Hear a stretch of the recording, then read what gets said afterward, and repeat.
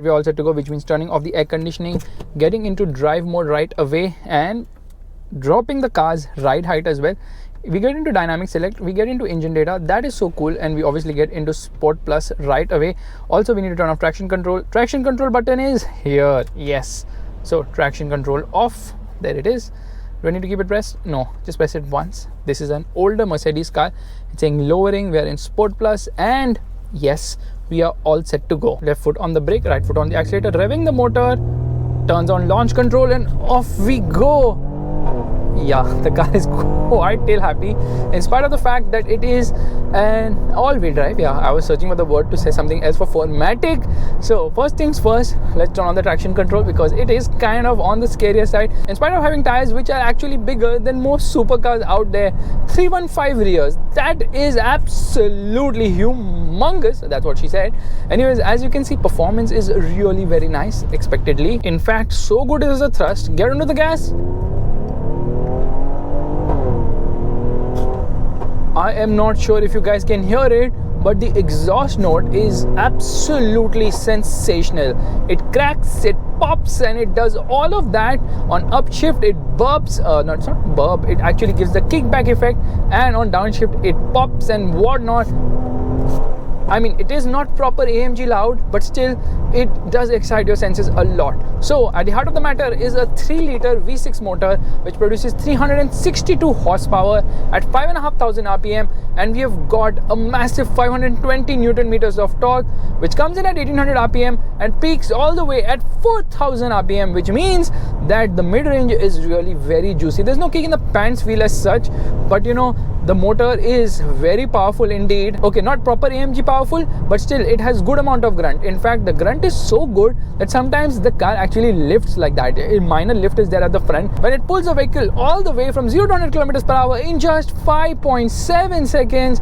Top speed, well, it's restricted to 250 kilometers per hour. But you know, if you are looking for performance of a true AMG, you're going to be disappointed because although this car feels faster than it actually is, this is no 63. This is a 43, and 43 should not be called a full AMG. Probably they should call it the AMG line, like BMW calls the half M's as the M Sport, because at the end of the day, there is no crazy madness of a proper AMG, especially the 63. Now, the 63 obviously uses a 5.5 liter V8 motor with more than 550 horsepower. This one, obviously being a 6-cylinder, has lesser power and torque on offer. This is like a middle ground.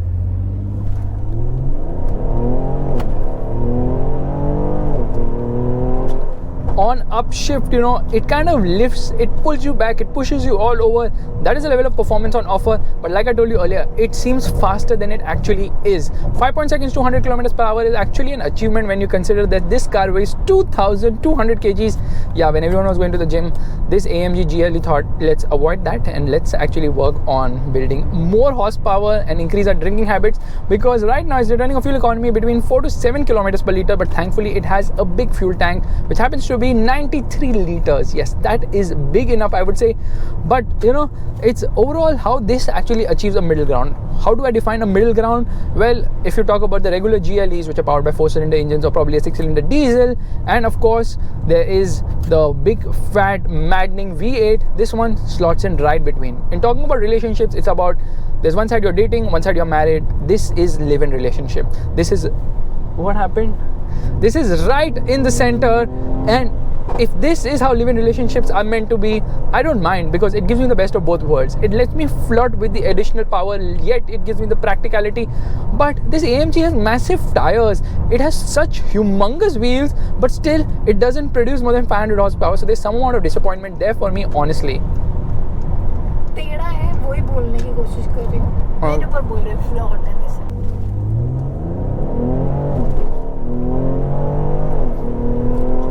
Do you notice on upshifts, it actually pushes you up and it really downshifts aggressively in Sport Plus mode. So basically, it actually alters 3 major things. One is the engine, one is of course the suspension. It gets air suspension, and the third thing happens to be the steering wheel. Steering has good amount of feel and feedback. Of course, it's a Mercedes. They really know how to make a light steering at low speeds, which weighs up brilliantly well at high speeds.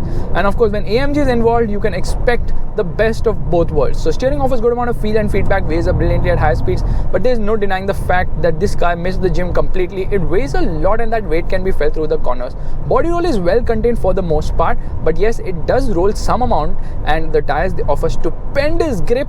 Overall, I would say yes, this Mercedes does offer well for an SUV which is so heavy, but you know, you expect slightly more with something which has the AMG badge on it. Now, my whole comparison happens to be with the ML63 because that was the AMG SUV which I last drove around 4-5 years back. I actually drove this car around 2 years back when it was not even known as a GLE 43 AMG. That time it was known as the GLE 450 AMG. Mercedes has really confused its naming strategy somehow. They went back to the drawing board, renamed everybody, and that's the reason why the ML turned into the GLE, GL turned into the GLS, and the GLK turned into the GLC. But anyways, let's not digress here. Get onto the throttle. Immediate punch and juice from the motor, enough to put a big fat smile on your face. Tera hai?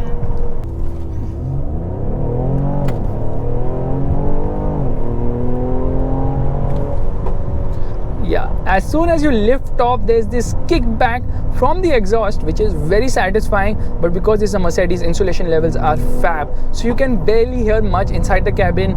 Yes, but you can hear the cracks and pops, and the way this motor actually pulls is stupendous.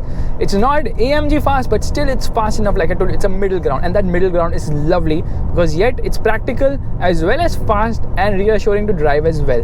Now the thing here is, and most important thing here is the fact that the gearbox works beautifully well. It's a 9-speed unit. You can manually take control of things using the steering mounted paddles, and it will hold on to a gear and not upshift if you get into this mode. Okay, you have to press the M button here.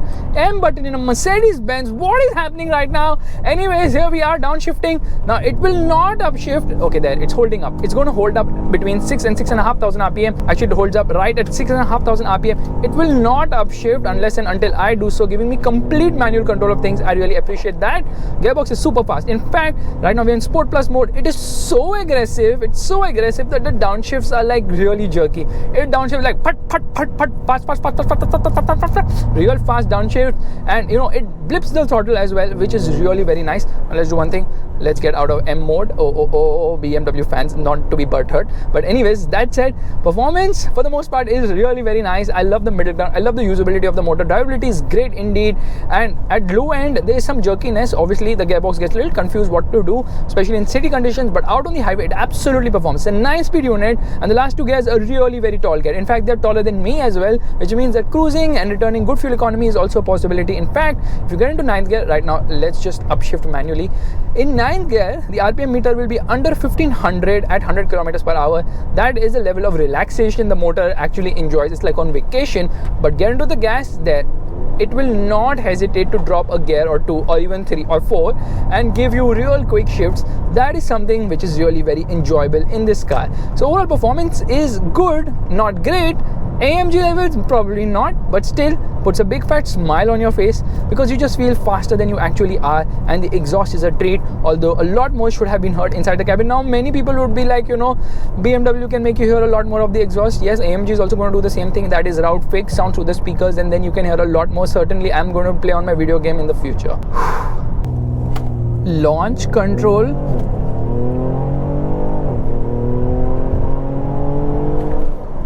So like I was telling you, drivability is really very nice. In Sport Plus, obviously it sounds better too.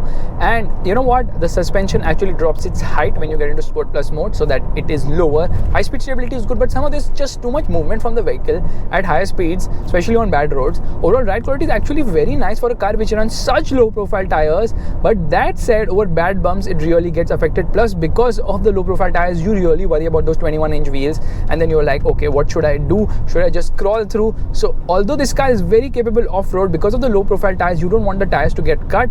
And you know, honestly, I'm so worried about the tires, I have actually turned on tire pressure monitoring to monitor it at all given times, just in case there's a drop in pressure, because the tires are just not suited for our roads, especially after the monsoon or during the monsoons. The roads are in a complete mess, and that's the reason why this car actually deserves to be on the racetrack. But it's not a racetrack material car either. It's a car meant to take your family with short people at the rear and a little bit lesser luggage as well through one city to the other, because it loves guzzling miles and also fuel. that is a part-time hobby of this Mercedes GLE 43 AMG Coupe Red Art. No, it's not Red Art, it's Orange Art. Red Art is the SLC 43. Anyways, that said, what I feel is that this is a nice middle ground between absolute hooligan performance and the lack of it with the regular models, which with 4-cylinder engines are not able to do much. This V6 definitely has a lot more oomph on offer, but then I miss the crazy mad 63s. The 63 is just something else, but you know what? The new 63 which will come, because the new GLE has come, will get the 4-litre bi-turbo V8. The GLE 63 actually employs the 5.5-litre V8 because that's the old unit. The new one is employed across all AMG models. The new GLE, of course, has gone on sale globally and will come to India real soon. In fact, if I am proactive and I put this vlog really fast, then probably the car might have not been launched. Otherwise, it might have, but the 43 and the 63 models are going to come later. Now, many of you might think that why did Mercedes plonk in a petrol engine? Why not a diesel engine? Honestly, this petrol engine does sound the part, but a diesel would be more practical as well.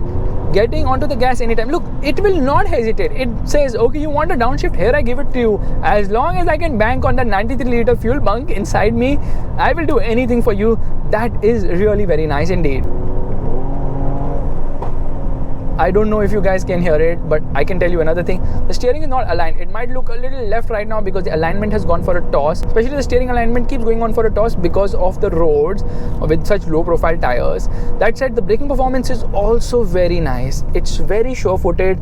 People try to put their hands thinking that, you know, the car will stop. That also works sometimes. Yeah, I just feel so much faster than I'm actually doing because of the way this car actually feels. You get a good view of what's around you for sure, and I love the fact how this AMG is so much more old school. It's slightly more raw than, you know, rather raw is not even a word. It's slightly more raw than other modern SUVs, which actually works for it, but then you have to also contest with the fact that there is slightly more body roll than you would expect. The new GLE obviously gets a lot of crazy air suspension bits, and it can dance and do whatnot with its airmatic suspension. This one is actually focused on letting you drive off-road by increasing your ride height, or go out on a clean and nice road by squatting down and giving you better aerodynamic feel as well.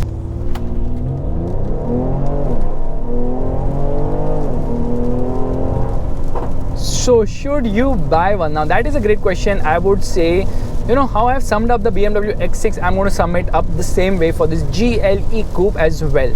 First and foremost, what you do, you pay more money for this car over the regular GLE. For what? For 3 things. One is reduced headroom at the rear, reduced boot as well. Boot carrying capacity is also reduced because of the coupe and all, sloping roofline and whatnot, and that design, which some actually find hideous. So those 3 things actually turn out to be a negative, and guess what? You end up paying more for it. This doesn't make any logical sense whatsoever. Why would you want to pay more for less? But you know what? People have actually loved, I don't know how, but people have actually loved the concept of an SUV coupe, and that's why we are also getting it from Audi now, and Porsche is also coming up with the Cayenne Coupe.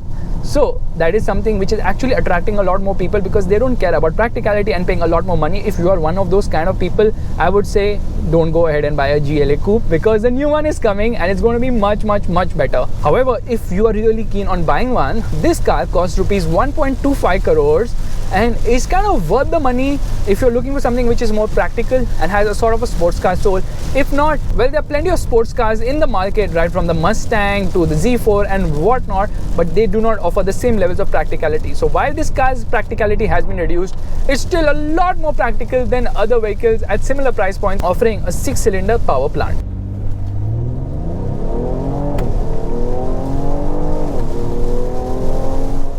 So guys, this is my vlog on the Mercedes AMG GLE 43 Coupe 4MATIC bi-turbo orange art edition. What a long name, but well, it actually sums up the car pretty well. What happened? Why are you so sleepy? I'm not sleepy. You are sleepy. How did you like the car? Yeah, she's a big Mercedes fan. But honestly, Mercedes has finally caught up with BMW by offering this different kind of vehicle, and I absolutely love it. For the madness, for the hooliganism, and the enthusiasm from the motor.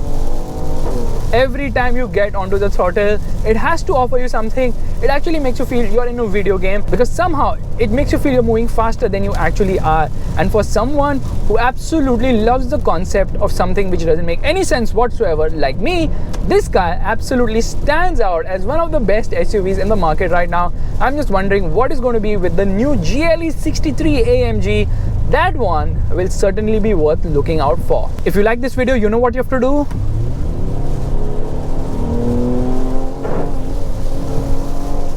Yeah, traction control works beautifully well on Mercedes cars. If you like this video, you know what you have to do. Give it the thumbs up, that's a like button, and also subscribe to the channel.